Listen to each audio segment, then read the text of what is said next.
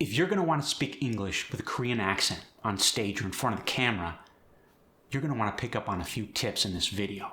For instance, the resonance in the Korean accent is more forward. It's more of a melodic tone.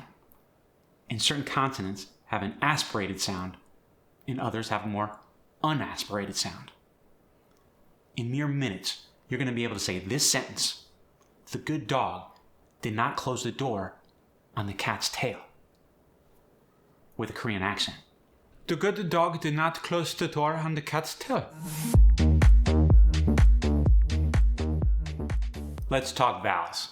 And you're going to want to pay attention to certain vowel sounds. For instance, the English O sound is going to transfer to an EO sound. For instance, go. Go.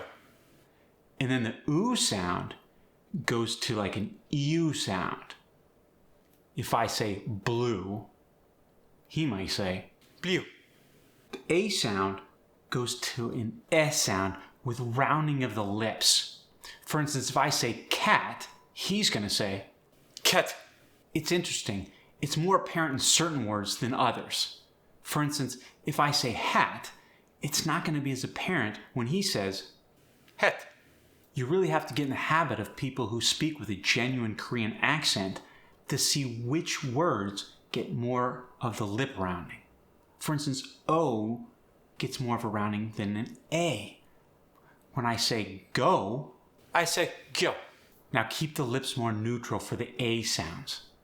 Cat, cat, map, map, and bat, bat. There's a lot of difference in consonants as well. The G and the D are two examples. Good becomes good.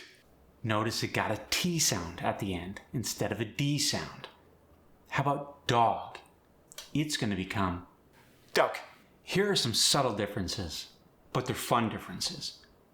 Aspiration versus unaspiration. An aspirated sound, you get more of a puff of air, like the k sound, as in cat.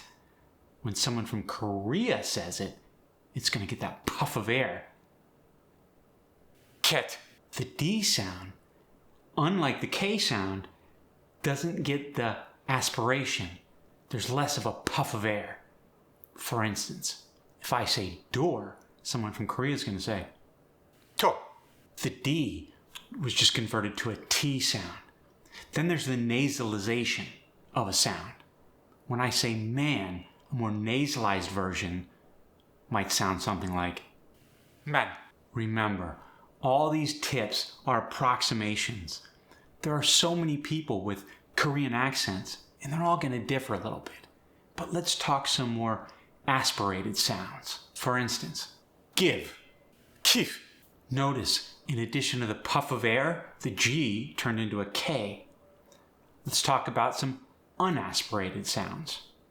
Kite, kite. Skirt, skirt. Those sounded pretty darn similar. Now let's talk about some phrases that you might use on a day-to-day basis with a Korean accent. And as we do it, I'll give you some subtle differences that you might catch on to. Also, someone speaking with a Korean accent is going to have more of a melodic tone. See if you can pick that up too. Hello. Hello. What did you notice? A little more melodic. The O sound at the end went to more of an EO sound. And then the L was converted to an R sound. That happens a lot in Asian accents.